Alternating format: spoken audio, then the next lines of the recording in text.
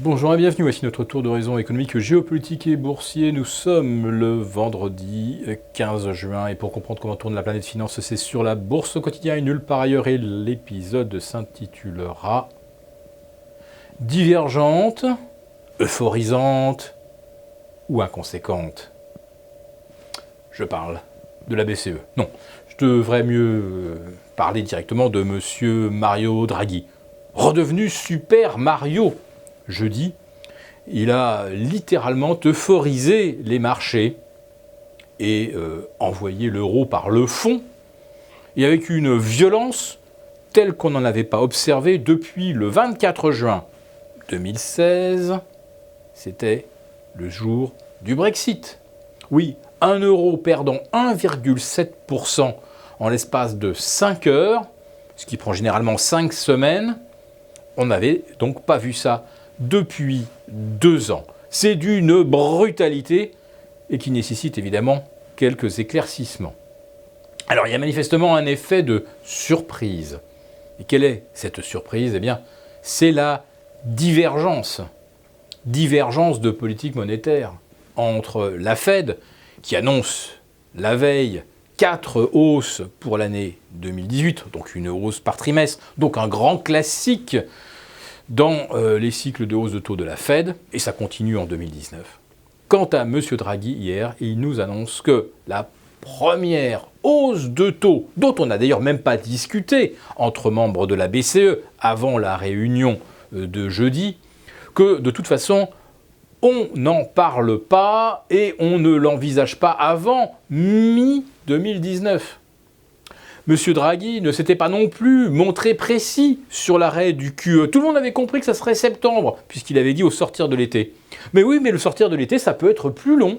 Ça peut aller jusqu'en décembre. Eh bien, le quantitative easing ira jusqu'en décembre. Alors certes, réduit à partir de septembre, de moitié, à 15 milliards d'euros. Mais enfin, allez, encore 45 milliards de douceur pour les marchés, pour huiler leur progression jusqu'à Noël. Je parle donc d'une banque divergente, complètement divergente, et d'ailleurs tellement divergente qu'on n'avait pas vu un tel scénario depuis l'automne 1987, quand la Fed baissait ses taux, tandis que la Bundesbank les montait. Alors oui, la BCE est vraiment euphorisante. Le CAC 40 hier a pris pratiquement 135 points en ligne droite entre 13h45 et 17h30, passant de 5410 son support à plus de 5550. Et aujourd'hui, on est à 5555, ça tombe bien, c'est la journée des 4 sorcières qui conclut le premier semestre 2018.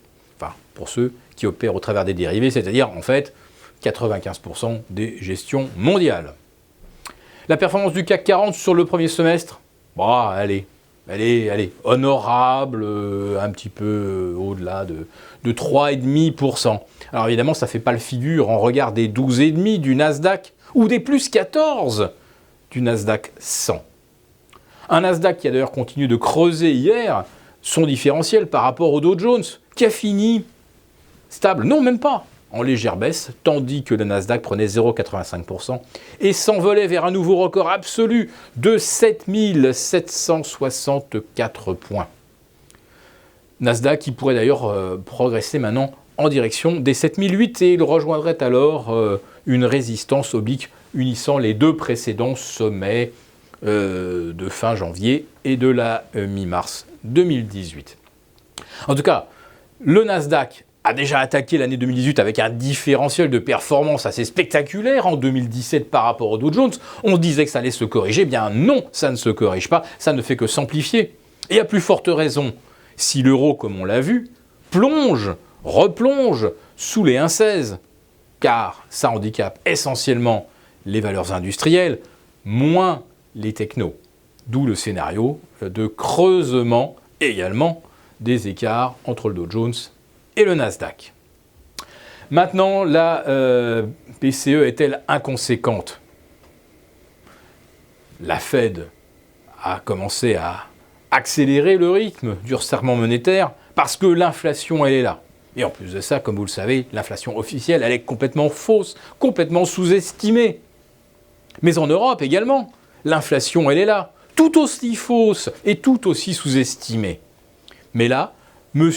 Draghi la laisse prendre de l'avance sur la BCE. On est toujours à 0. On sera à 2,50 aux États-Unis en fin d'année, on sera à 3 au mois de juin 2019, et c'est peut-être seulement à partir du mois de juin 2019 que la BCE essaiera de timer une première hausse de taux. On sera à 3 aux États-Unis, on sera encore à 0 en Europe. C'est un scénario incroyable, avec une inflation qui est à 3 en Europe, voire probablement au-delà. Moi je vous le dis, on court à la catastrophe.